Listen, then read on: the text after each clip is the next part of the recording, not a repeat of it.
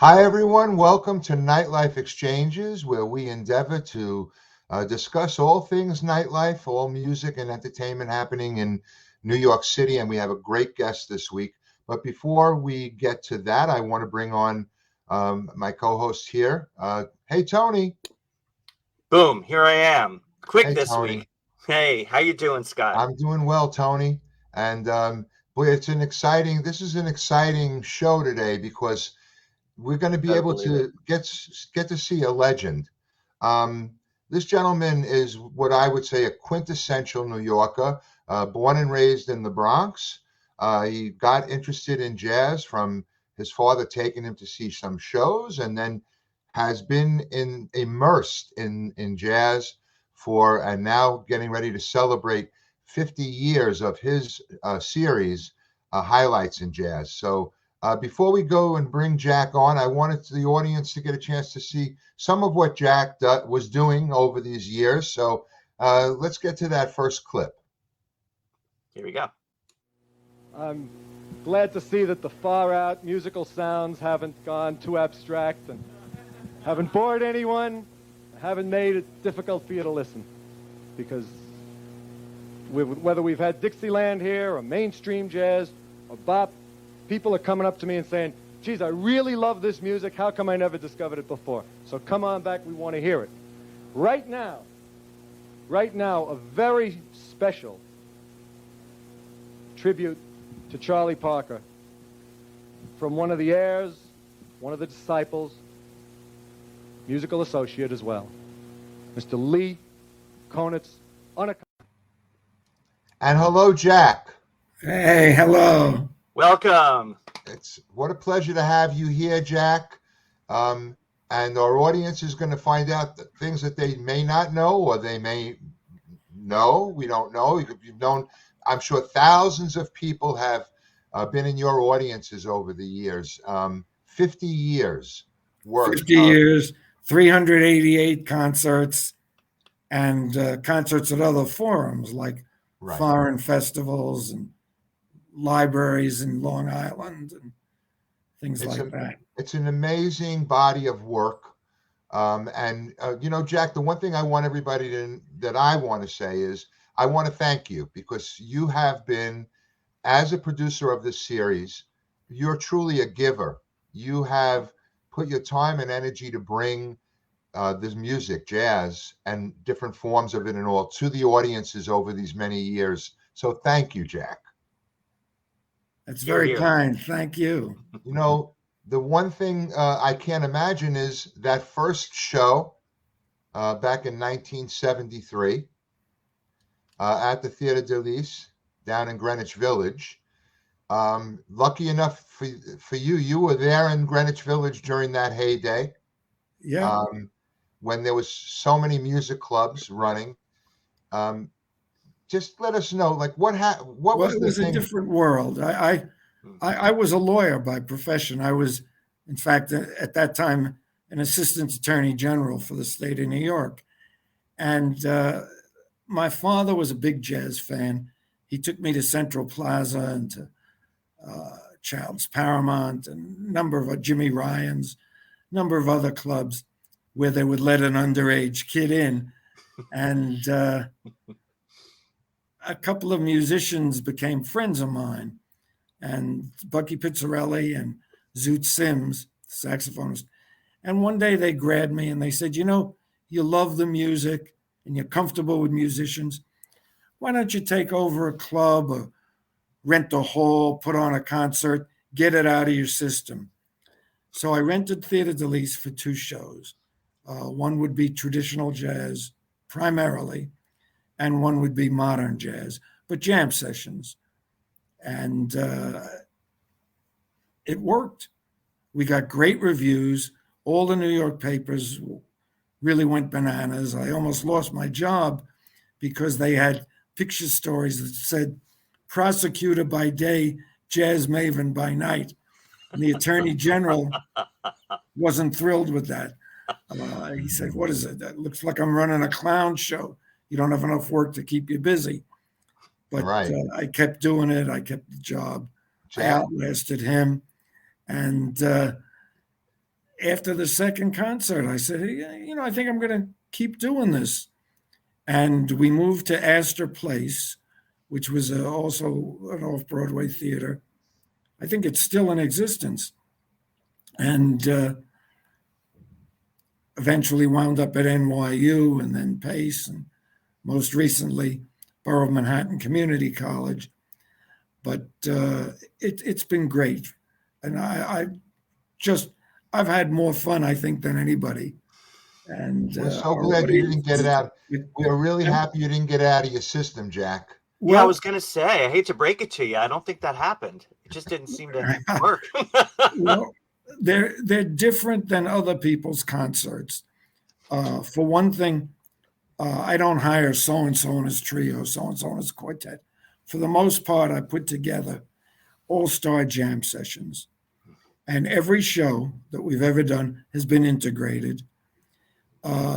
Every show has featured at least one surprise guest, and very often more, because I'll look in the audience and there's Earl Hines, there's UB Blake, Jerry Mulligan surprised me once in the middle of a jam session. I hear a saxophone coming up the aisle, and it was Jerry, and it's been great. I'm coming at it from the standpoint of a fan. I've always been a fan, and I'm just so happy to be a part of it. It's worked. It's Now worked this for years. this one that's coming up is at the BMCC, Tribeca Performing Arts Rebecca Center. Performing Arts. And what's the exact date? I think we have February 23rd, and it's Right. easy to remember because the year is 2023. Okay. And I'm very excited about this show. It may be my last. It could be my finale, although between you and me, I doubt it. And Okay, that's an announcement now. Making news. Yeah, you're going to commit now, Jack. You know, Well, it's 50, we'll see. 50 years worth of highlights in jazz. And if you're up for it next year, you're going to do 51. Oh, yeah.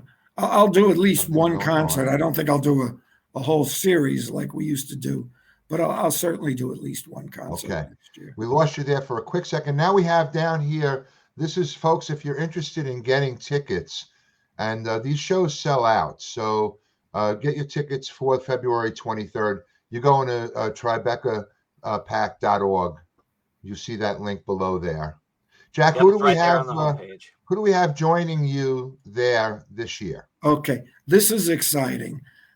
We have NEA jazz master Sheila Jordan, who's 94 years old, and she boasts that she was born the same day as Mickey Mouse, and she's still singing wonderfully.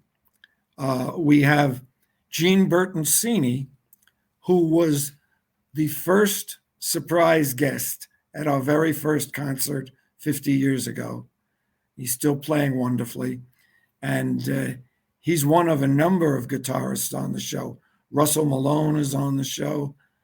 And every year, since the first year, we've saluted a living jazz legend. And Russell was one we have saluted, as was Jay Lenhart, who's also on the show.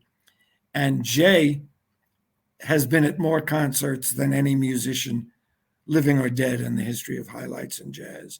He's been at over 30 concerts, and he's fantastic. Danny Gottlieb is on the show, and Danny, when he was just out of college, we did a children's jazz concert for the then JVC Jazz Festival in New York. Tubby the Tuba meets a jazz band. Tubby the Tuba was written by George Kleinsinger, a cousin of mine. Wow. And I decided for that concert that it would be good to have a young player, in addition to veterans like Clark Terry and Major Holly, Panama Francis. So I hired Danny Gottlieb, and Danny has had a great career ever since then. And he's going to be at this show. Just so many terrific people: Ronnie Ben-Hur, Harvey S., two young players who started with me when they were in college, pianist Dylan Meek from Texas, and a surprise guest. I'm going to have 4 surprise guests, and so I don't want to give his name away. I will say this: he's a guitarist, and he's had a great career. You've given so many people. We knew he was going to be terrific way back then. You've given so many people, Jack. You've given so many people an opportunity by being a part of it, and then giving them. John Pizzarelli was 15 when we had him, and Jane Monheit was a youngster. A lot of people got their start with highlights, and I try to make the concerts intergenerational, as well as mixing styles. And it's worked. It's really worked. Like we've had John Faddis play with Doc Cheatham. Doc Cheatham was, many, many decades older and played in a different style. And yet they find common musical ground. And this has been a part of what I've tried to do at Highlights in Jazz. And it's apparently worked. Part of the brilliance. Part of the brilliance of it is the fact that you create a space where it becomes a jam, which is so essential to the music and to make those music. And yet other producers aren't doing that. At one time, it was much more common than it is today, and part of it is young players have agents who want them to work with their regular working group so that they can sell their CDs and things like that. They don't want them to be part of a jam session. Right. And, seems a little short-sighted. You're introducing folks to new audiences that way, artists to new audiences, different audiences. But I know that's my argument. It's a good one. Thank you. Thanks. And of course, at the end of the night, when everybody is done playing their gigs, that's what these musicians in most cases are doing, is they're getting together and doing the jam type of a setup where they're all working in one place and really just enjoying that creativity. Well, I think that was more common back in the day than it is today. I don't think late night jam sessions are happening anymore. Downtown, there's 1 or 2 places that I know, places like Smalls and Arthur's Tavern, and those places, obviously, these are the places that people go to drink later in the evening and have their time, when they're finally decompressing from the night. And Jack, maybe after the event on February 23rd, it's time to go out and search out some late night action. What do you think? Well, we go to a wine bar about a block away from the theater. All right. It's on Harrison Street. It's called Terry Orr. And the musicians, a lot of them come back with me, and a lot of members of the audience, of course. That's brilliant. And, they have a limited Italian menu, but the food's good, and they stay open for us. Nice. After the concert. So, Jack, all of this, I think you mentioned Danny Gottlieb, he's the person that helped put the archives together for you. Is that right? That's right. That's right. And Tony, can you show everybody the link if they want to really go back in the history? And there are things on there like the original poster the original advertisement. Yes. And you can also, is that the Highlights in Jazz? The archive. That's the archive. Right. Mm-hmm. Right. Okay. Digital Commons. Yep. Yeah. Well, Digital Commons, you can hear the audios from the early concerts. They have every concert from the very first one, which my father recorded on a handheld cassette player. He was a professor at St. John's University, but he loved jazz, and thank God he recorded those early concerts. Now we have them recorded by the sound man, But what a gift that you have those all. That's wonderful. But people can hear the audios of these early concerts on this Digital Commons site. I really, really appreciate having you here with us today, Jack, to let everybody know about It's this fun to event. be here. You make me Yeah. feel like a celebrity. Well, you are within a group of people. Everybody in the business at this point, probably, if you mention Well, they know you, you've had them either on the stage or you've been in an audience watching them because you go to jazz shows and you all the time performances and such. So, well, it's funny you mentioned celebrity. When I was 13 and a half, I ran away. But I didn't run away like the average kid does, down the block or to a friend or a neighbor.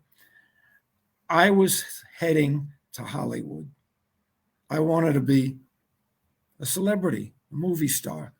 I didn't have any particular talent. I started hitchhiking, and I did get as far as Chicago. And then I ran out of money, and Oh my my mother gosh. sent me a Greyhound ticket. I came back home. But I always wanted to be sort of a celebrity. And Highlights and Jazz did that for me. sure I did. was a lawyer by profession. I was a trial lawyer for the state. And I put on a show in court sometimes. But Highlights and Jazz really filled the need to be a part of the entertainment business. Having been in the audiences over the years on numerous shows, not that long ago down at Tribeca, Mm-hmm. yeah, you have your moment on stage. You do your introductions, and it's these jam sessions that take place are invaluable. And so, thank you so much. Oh, I thank know I you, speak, Scott. for your friends and musicians over the years.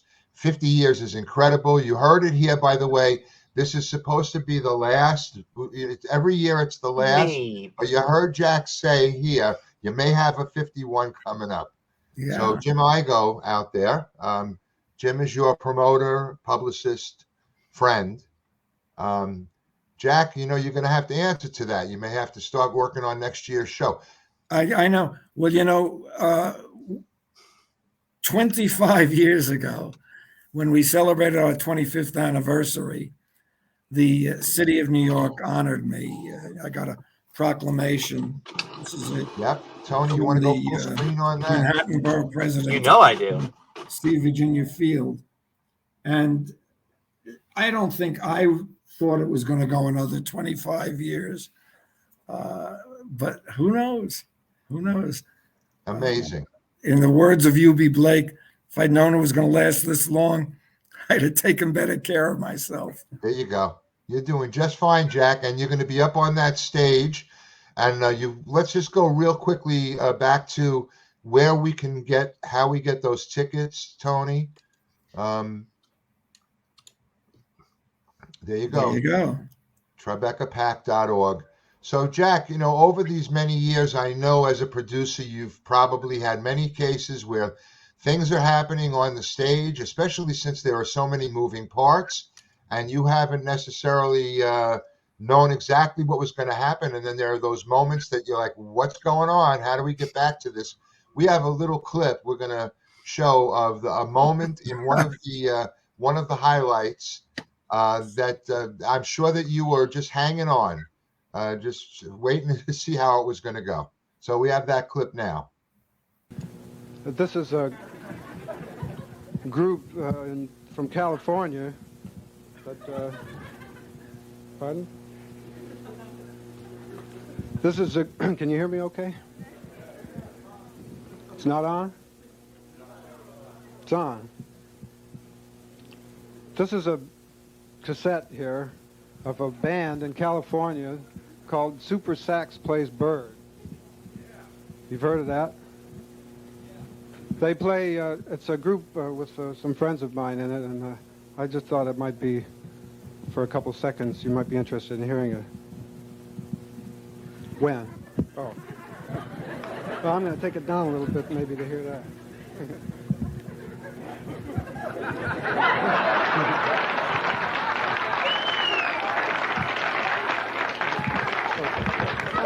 This is cool right now. I have to leave it right here because I'm going to turn the sound on.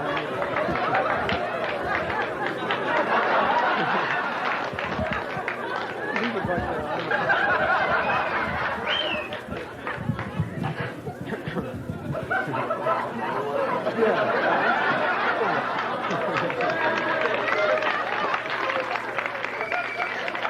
want you to be able to hear this. It's on a...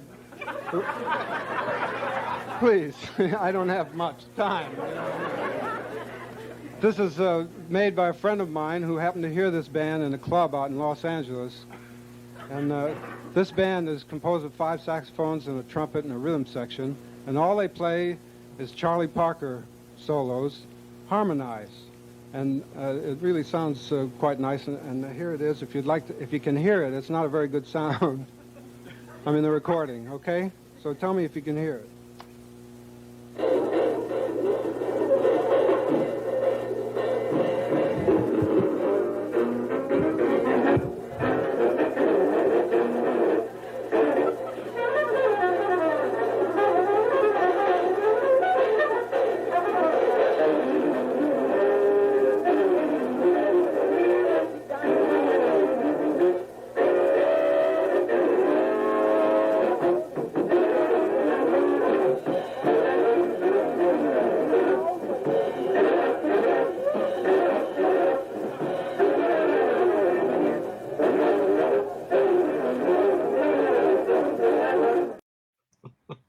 So, Jack, you took that ride with Lee Konitz and waited on that, probably waited. How's that going to go back and forth, the mics and a cassette tape recorder?